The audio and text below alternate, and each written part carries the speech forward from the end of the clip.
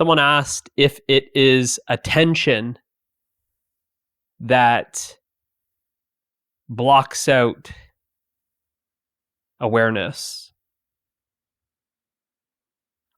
Is it attention? Attention is the activity of awareness. Does this activity actually obscure or block out what we are? No. It only appears to, but if we closely explore, it doesn't. That what you actually are is never truly blocked out or obscured.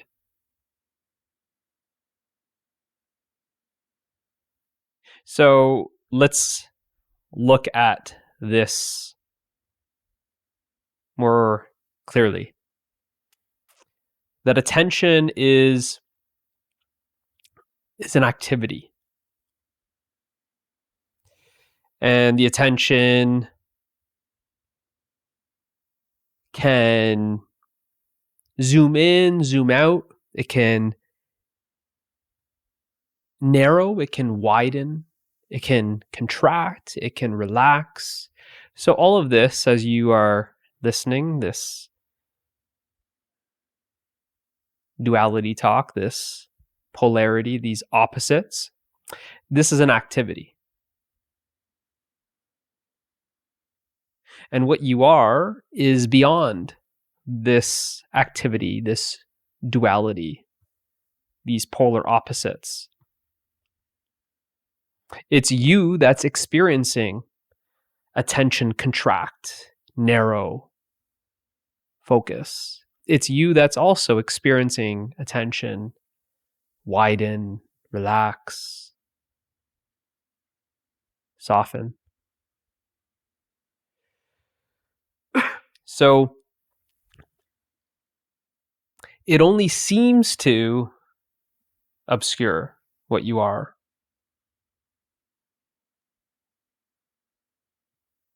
When you are identified with that activity.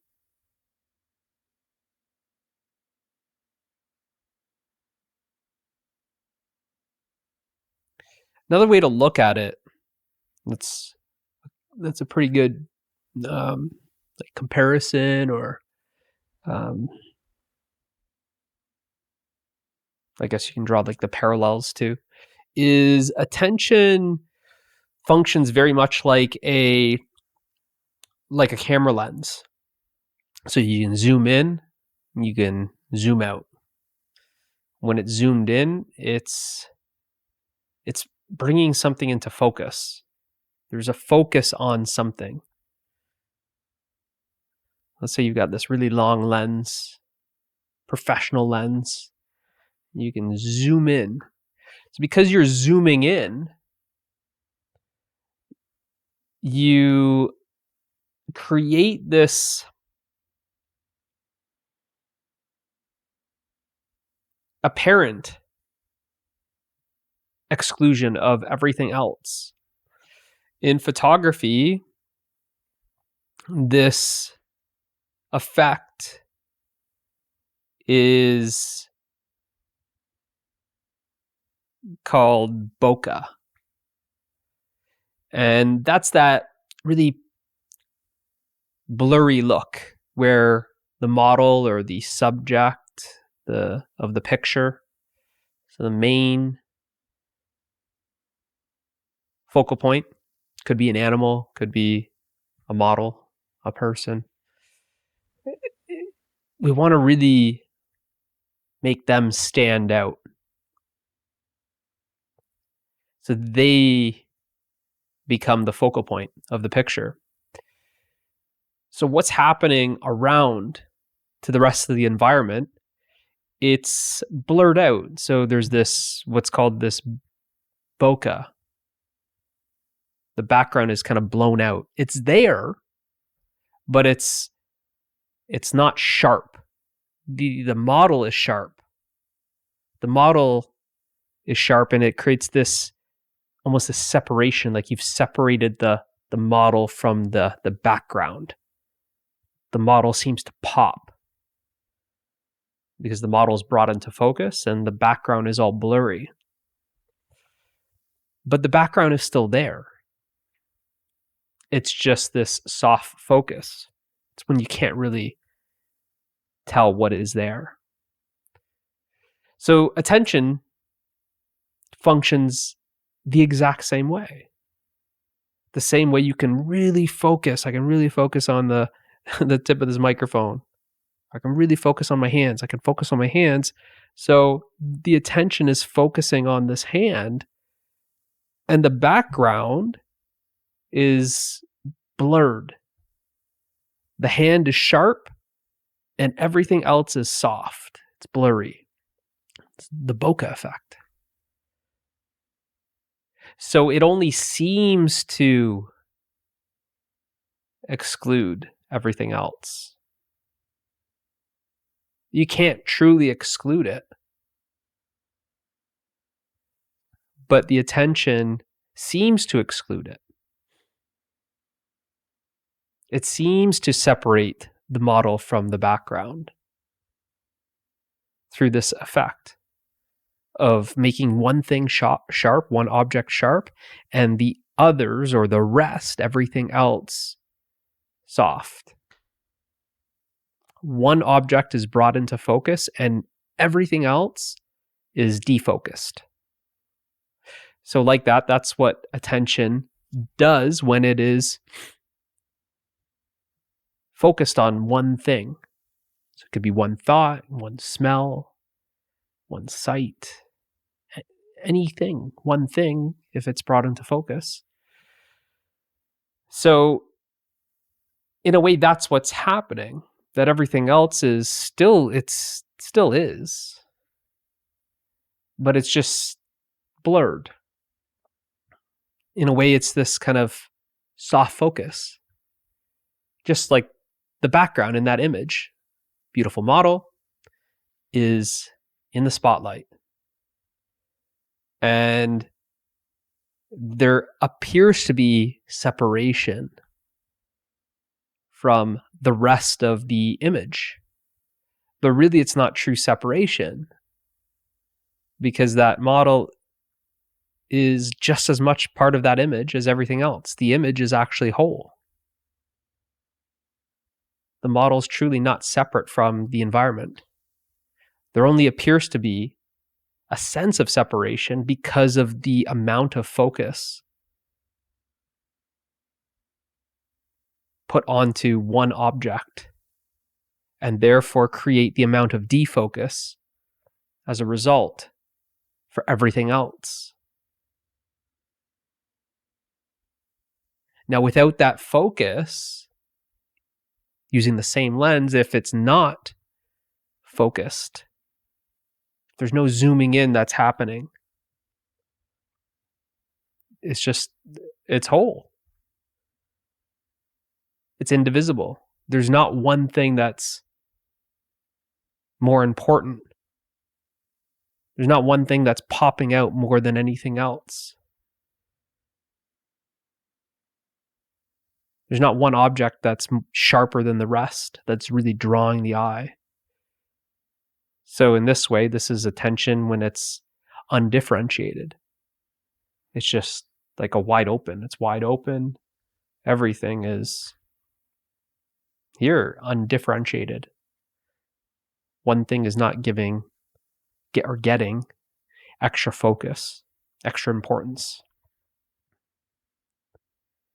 So, like that, the attention doesn't truly obscure or block out what you are. Because even this activity, you are aware of it. Now, if you were really blocked out, you wouldn't be aware of it. But you are aware of it. You are aware when you're really focused. And it seems like you're blocking out.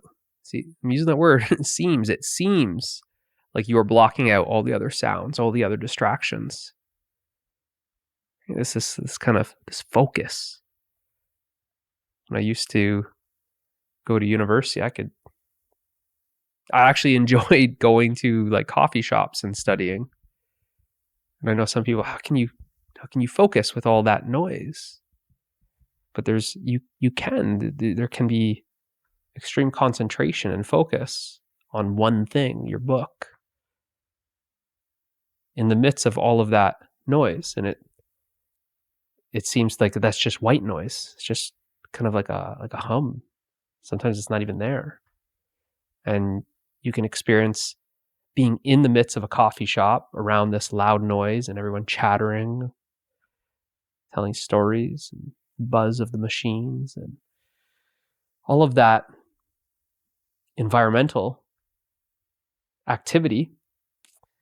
But you can experience that the attention is so focused on one thing that all of that doesn't even matter.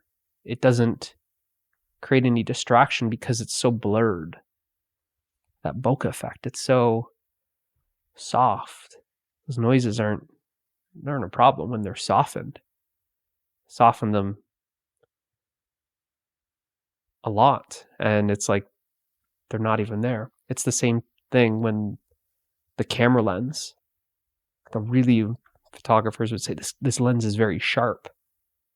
It can be so sharp that the sharper that lens, it can really create that buttery background where it just looks like everything is melted, to really create that separation. And a lot of people, that's what what they look for some of like the professional photography, right? That's what really creates the difference in a lot of these photos. What just like a normal person shooting from their phone, they really, although these phones are getting pretty good with this effect, even some of these new phones, they can create that. I forget even what it's called, probably like pro mode, or I think it's actually like cinemagraph or something like that. Some sort of word like that, mode, where you can really create that effect, that kind of professional effect where it just kind of blows out the background. So in a way, the attention can do the same thing. I could be in the coffee shop and really just have this whole coffee shop blown out, where the only thing that really exists is this paragraph that I'm reading in the textbook, whatever I'm studying, right? There's just one thing. It's like you're saying one thing, yes to one thing, and you're saying no to everything else. But that doesn't mean that everything else is essentially excluded permanently. It's like an artificial exclusion. So it's not like you actually exclude yourself, the awareness, because this activity is actually seen by you. This activity is experienced by you. Not you as a person, but you as awareness. You as pure experiencing. That even this attention activity, this contraction, this relaxation, this action, narrowing, widening, sharp, soft, this activity is an activity that's actually appearing in you. So this activity doesn't truly block you out. It doesn't actually obscure you. This activity of attention is very subtle, though. So it requires this deep exploration, experiencing it for yourself.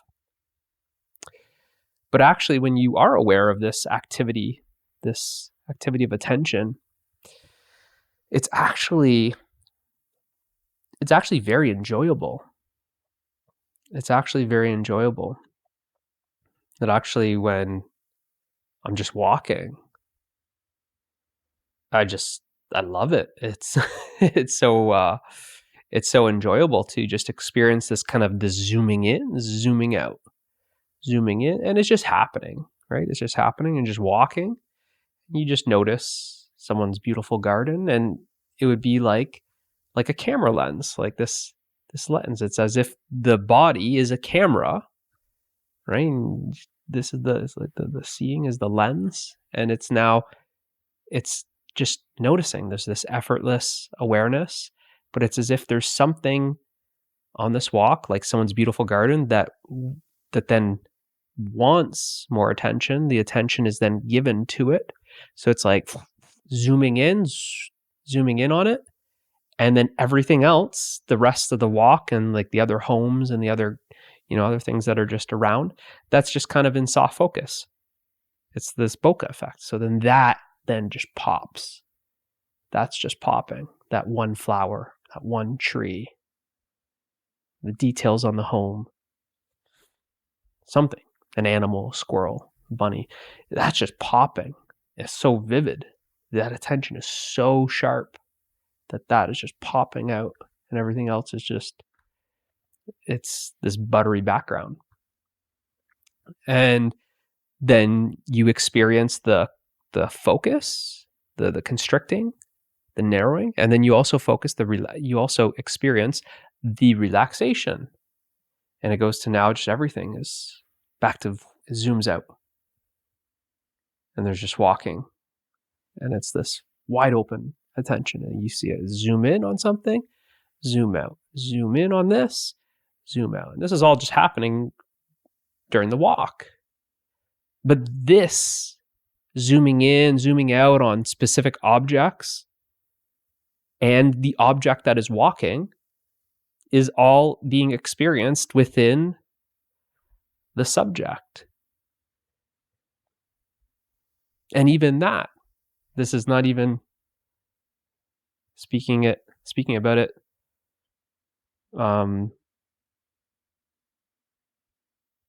further. It can be explained even further than that. Because there isn't, at that point, there isn't even, that's just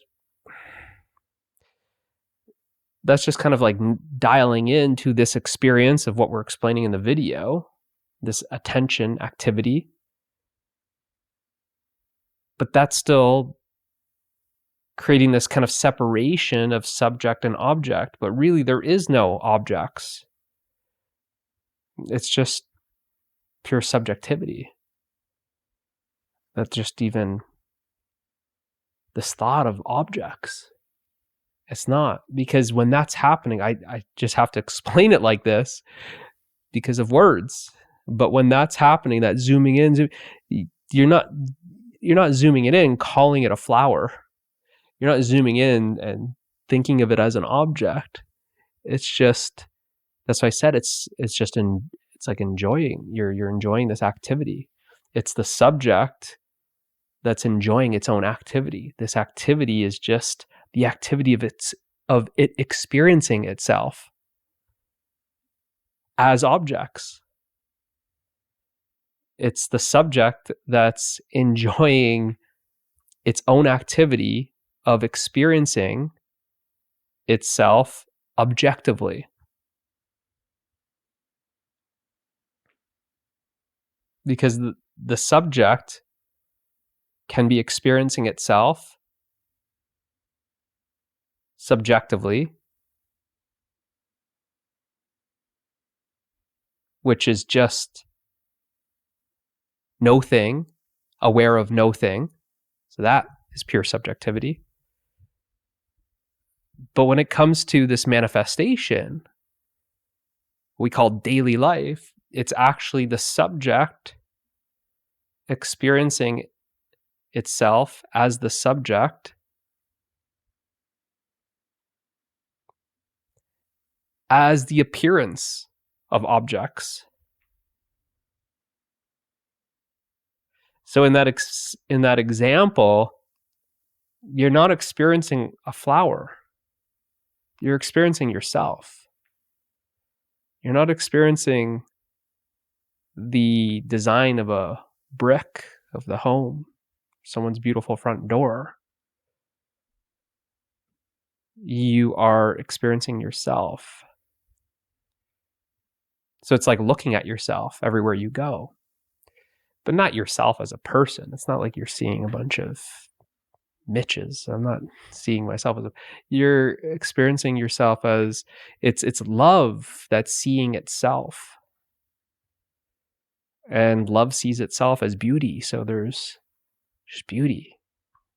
The beauty of the squirrel or the rabbit. But there's this beauty. You're seeing yourself the beauty of the architecture of a home or something. You're seeing the beauty of the tree. But it's more than that.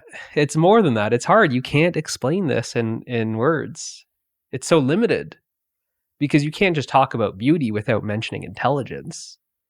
You're seeing the intelligence of these flowers, the intelligence of a cricket or a beetle or a butterfly. Sticking with this garden example, soon it'll be winter here and there won't be many flowers, but it'll be the beauty of a snowflake, right? But it's just these things. You can't talk about beauty without talking about intelligence. You can't talk about intelligence without talking about creativity, right? So all of this is just, you're just enjoying it. You're enjoying this wonder. This wonder. You're just, the eyes are just so open, seeing everything as if it's the first time you're seeing everything, because you're not seeing things through a like conditioning. You're not seeing things through the mind of conditioning. That's really what beauty is it's unfiltered perception. Of course you're perceiving it. Of course there's the perception of sight, the perception of sound. You're hearing birds singing, and it's beautiful, the sound of the birds. It's so tranquil, the sound of running water in a stream just by my house. You're just seeing that, this leaf on the ground, but you're seeing it, you're just seeing like the intelligence of the leaf or the flower. But all of this would then be just how you describe it. Like I said, like you would just describe it. It's all afterthoughts. But in the actual experience, it's like you can't describe it. These words, they can't actually touch it. They're all just an afterthought. Even if I said it's just wonder, it's awe, it's mesmerize, innocence, pristine, perfection. It's like just even stringing together those words is still, in some way, it's limited. It's like it's not. It's still, even if you put together these words, it's beautiful, it's intelligent, it's creative, it's mesmerizing, it's wonderful, it's awestruck, it's innocent. You go, okay, that sounds pretty good, but there still feels like you're not doing it justice. There's no amount of words. There's no amount of words.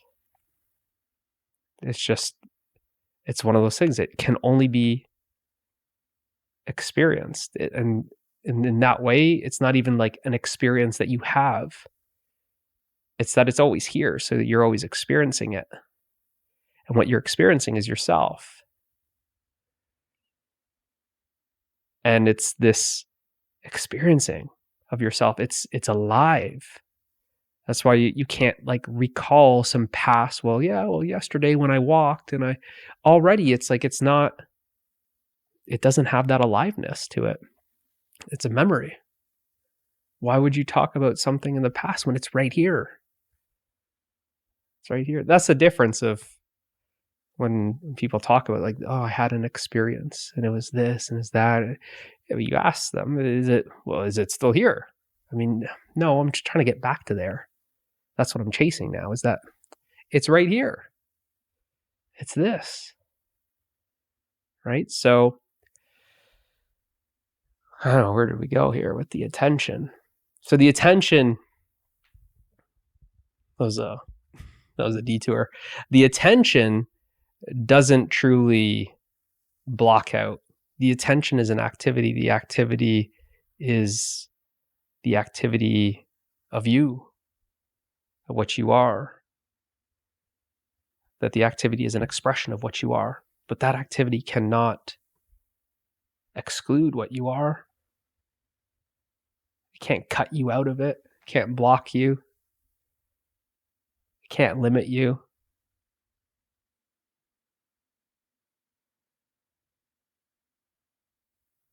It only seems to, with that example there, it only appears to, through that sense of smoothing out the background, softening the other objects. It only appears to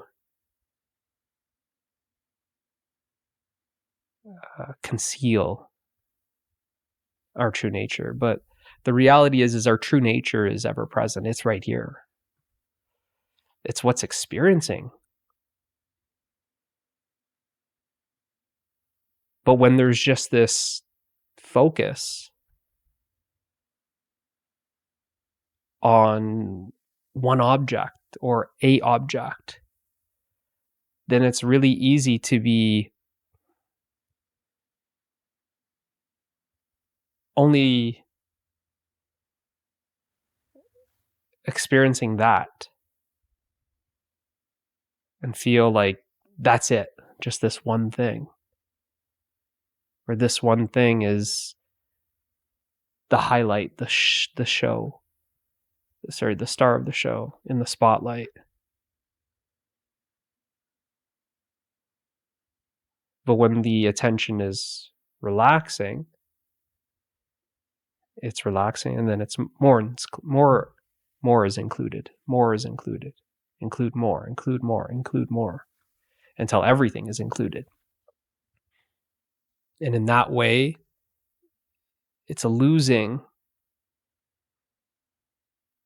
its limitations. That this activity is no longer a limited activity, right? Because all activity is limited. So there's no longer this limited activity. And to the point where there's all the way back, you could say, to what you actually are. Well, what you actually are is not an activity, not in essence. In essence, what you are is not an activity. Right? So an activity is limited. All activity is limited. But what you are is not an activity. What you are is limitless. It's the limitless appearing as a limited activity. The activity of attention, the activity of what we call the universe. And this is where we're experiencing that change. It's sharp, it's soft, it's contracted, it's relaxed. But you are actually beyond both of those polarities. You are beyond being contracted or expanded. That contraction and expansion is actually happening within you.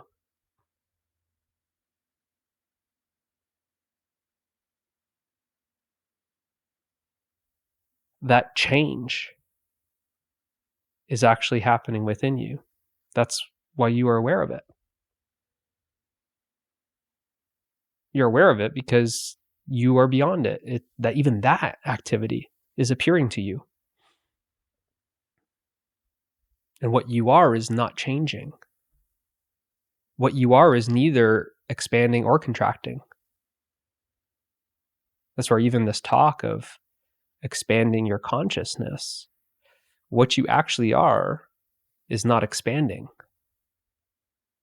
That if you just check the awareness, it's not expanding, not growing your consciousness. Any sort of contraction and expansion, any sort of change, that's the activity. That's the activity of consciousness, which we typically refer to as mind. The mind is always changing. The mind has different states, these different levels. But in truth, there's no levels of consciousness. There's activity, just like the activity, the waking state, the dream state. These are activities. And even that's not even true, because there's not separate activities. There's just one activity. One consciousness appearing as the one activity. This one activity we typically call life.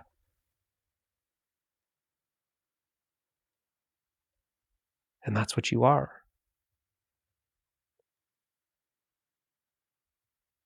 But there's also, you could say, two aspects of it.